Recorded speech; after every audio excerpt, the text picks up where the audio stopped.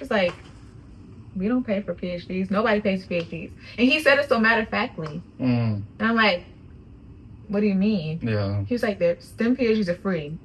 And I think it's gatekept because white people are... I should probably go get another degree. A STEM degree.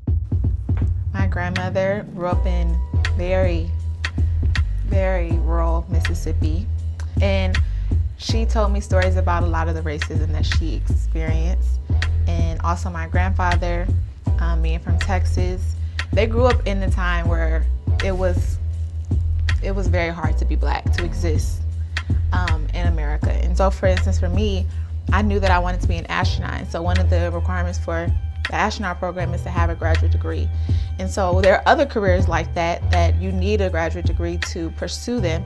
And so I just want more and more black people to be aware of this so that they're not limited, they're not pigeonholed or just forced to conform to the status quo, you know? Yeah. Entertainment industry or becoming a basketball player.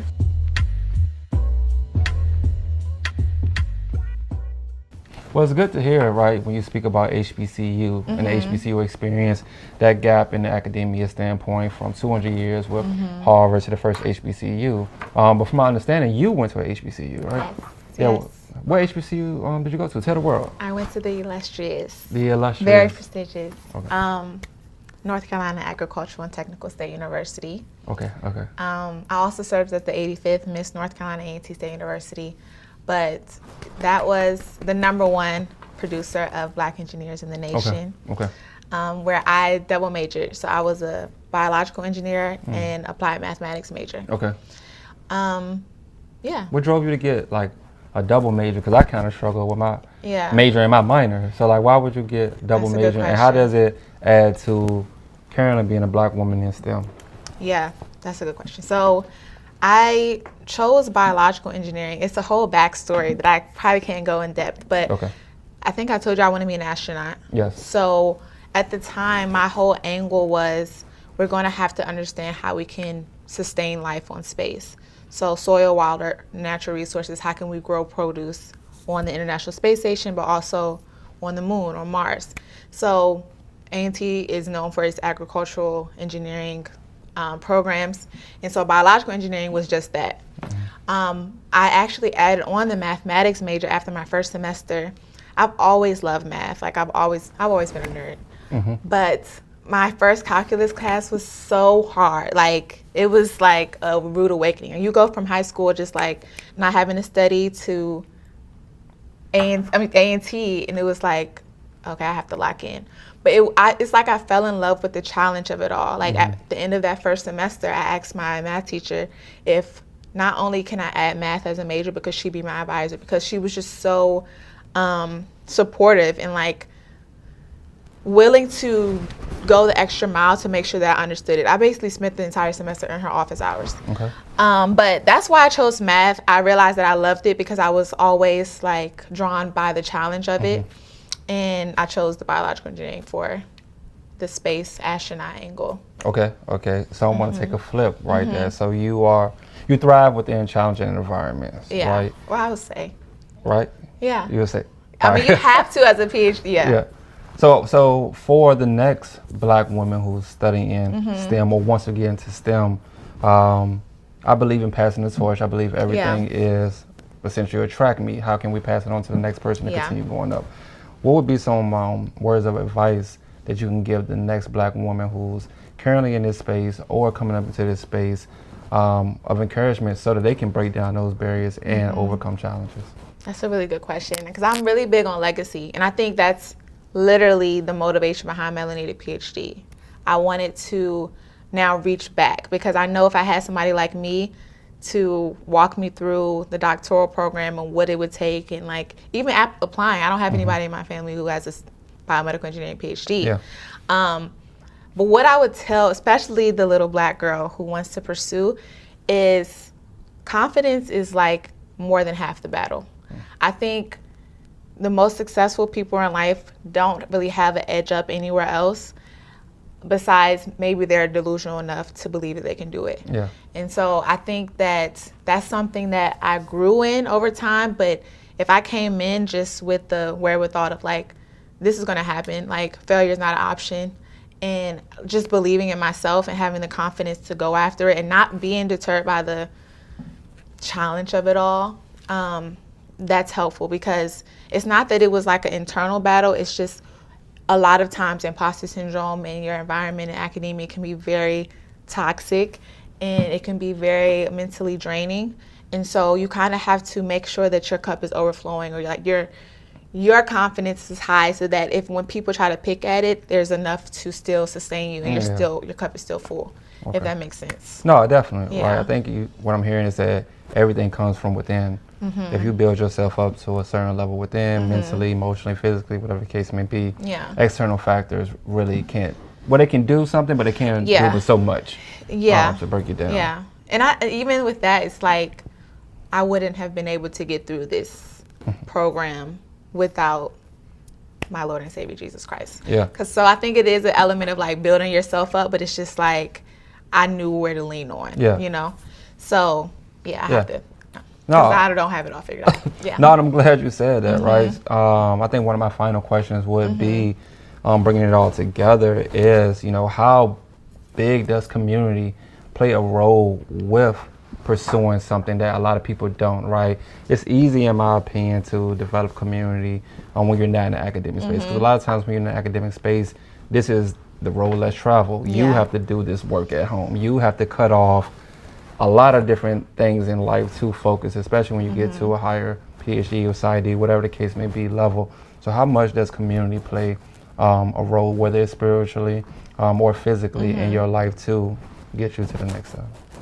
I mean, it's everything. You know this from your degree. Also, I think you need to tell the people what you have a degree in, because I don't really accolades are there. Just tell them what you got. He's a doctor, okay? Dominique Lavelle, my doctoral degree, PhD is in business psychology with an emphasis in consulting. I finished up 2020, top of 2021 from the Chicago School of Professional Psychology, where I initially began my doctoral studies within clinical psychology, doing a lot of substance abuse counseling, marriage and family therapy before I transitioned to organizational psychology and business psychology.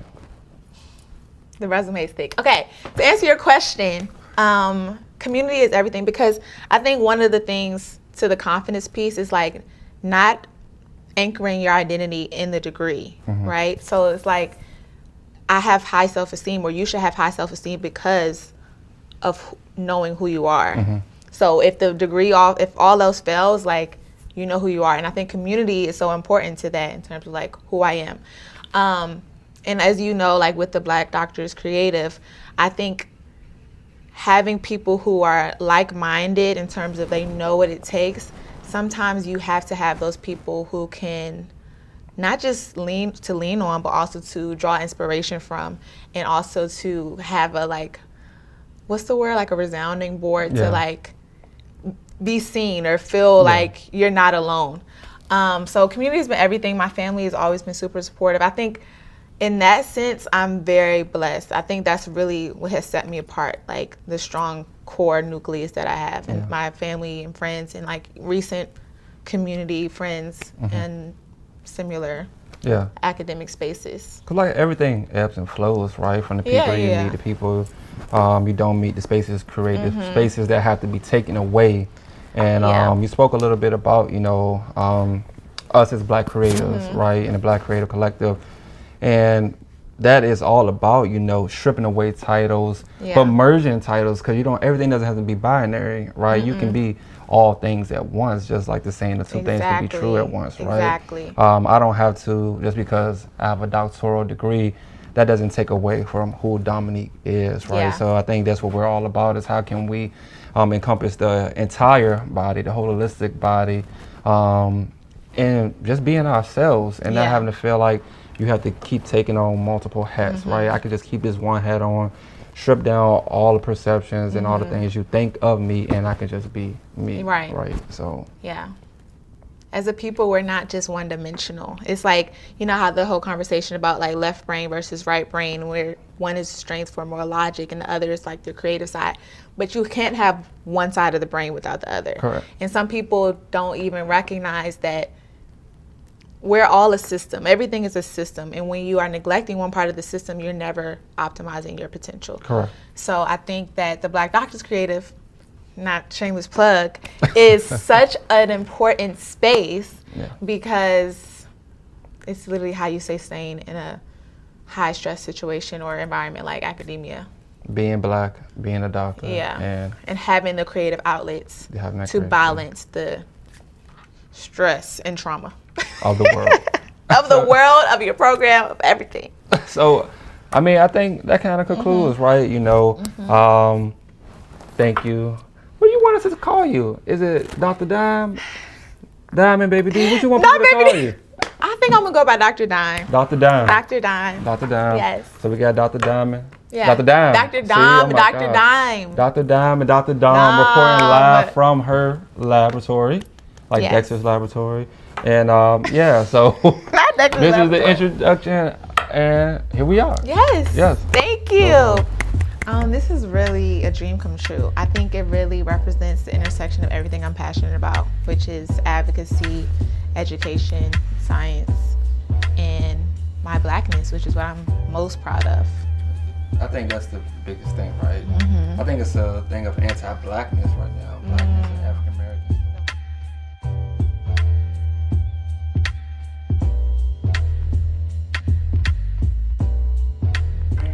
They just got hit. They just got hit.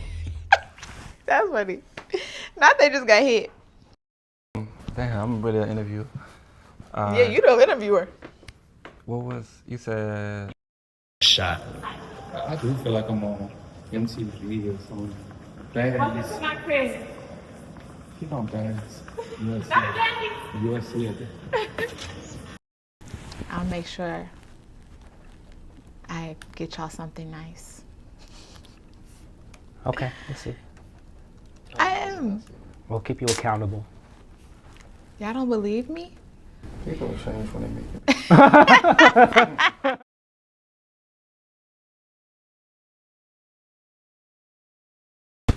Hey guys, it's Diamond, and this is the Melanated PhD, and I'm so excited to announce the launch of the Melanated PhD podcast. I launched the Melanated PhD at the beginning of my PhD program, and the goal was to bridge the gap between Black youth and higher level academia, and also to debunk a lot of the lies that Black youth may have heard about earning a STEM PhD.